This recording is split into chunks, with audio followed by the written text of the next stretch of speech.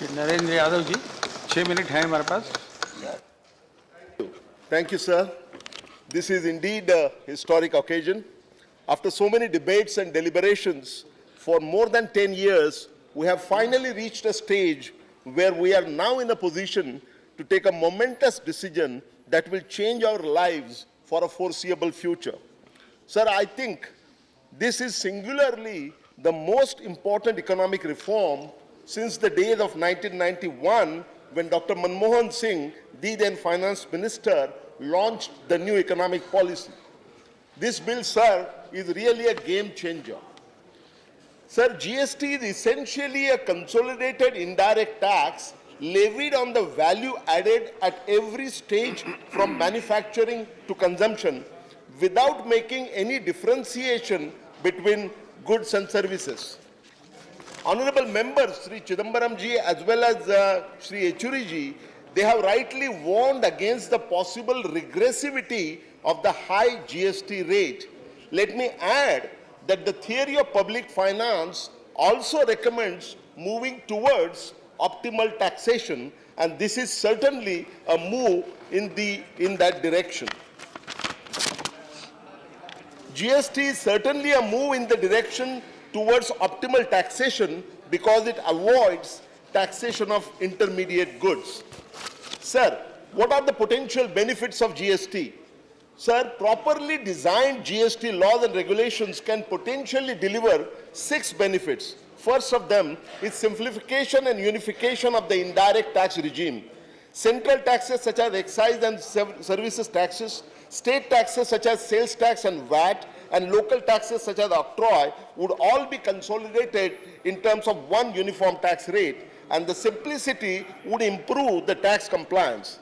Second benefit is the elimination of geographical fragmentation, thereby creating one common market for the entire country. Third benefit would be, with the built-in transparency and self-policing feature, it would have the effect of reducing the black money, and there would be a greater probability of detection of tax evasion. This would certainly help arresting corruption and rent seeking by indirect tax bureaucracy.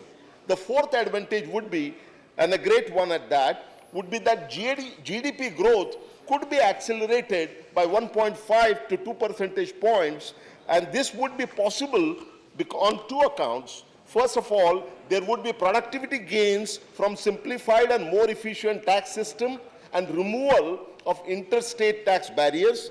And secondly, it would be possible because of greater price competitiveness due to lower logistic and tax costs, thereby promoting exports as well as promoting investment. The fifth advantage would be, it would facilitate fiscal consolidation by widening the tax base because of the reduction in black economy, and thereby it would improve the tax collection, which would also release resources for social sector spending such as education and health sector. And the final advantage would be lowering the inflation rate over time due to lower logistic and tax costs and improvement in productivity. Sir, having discussed the potential benefits, let me now turn to the potential downside risks which are involved here. It would be naive to believe that GST alone would be a panacea to all our economic ills. In fact, the worldwide experience shows that if GST structure is not properly designed, there may be little or no benefit in terms of accelerating GDP growth and lowering inflation rate. In our case, at least 3 downside risks are noteworthy. First of all, if the standard rate is too high, it could become regressive and thereby hurting poor the most. Secondly, the higher taxes on services may have the adverse effect, at least in the short run, of impeding economic growth. Third, at least in the short run, the prices of clothing, healthcare, education may go up and add to the inflationary pressures.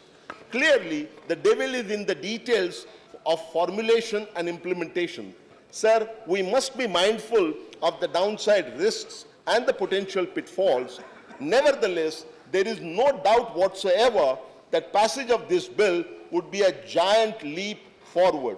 I heartily commend the Honorable Finance Minister for rigorously pursuing this historic bill and also congratulate all the party leaders for their sagacity in supporting this momentous move. उपसभापति महोदय, आज सदन में जो विस्तृत चर्चा हो रही है उससे यह स्पष्ट रूप से प्रतीत होता है कि अविश्वास के काले बादल अब बिखर गए हैं, दूर हो गए हैं। बहुतांश राजनीतिक दलों का दिल अब साफ हो गया है। सर, किसी शायर ने कहा है, करम हो तेरे अच्छे तो किस्मत तेरी दासी है, करम हो तेरे अच्छे तो किस्मत तेरी दासी है। अगर दिल तेरा साफ हो तो घर ही में मदीना और काशी है। सारे राजनीतिक दलों का दिल अब साफ है और वित्त मंत्री जी का बिल भी अभी बहुत साफ है। अतः इस बिल का मैं तहे दिल से पूरी तरह से समर्थन करता हूं। धन्यवाद। धन्यवाद। संदेह के बादल छट गए हैं और वर्षा हो रही है।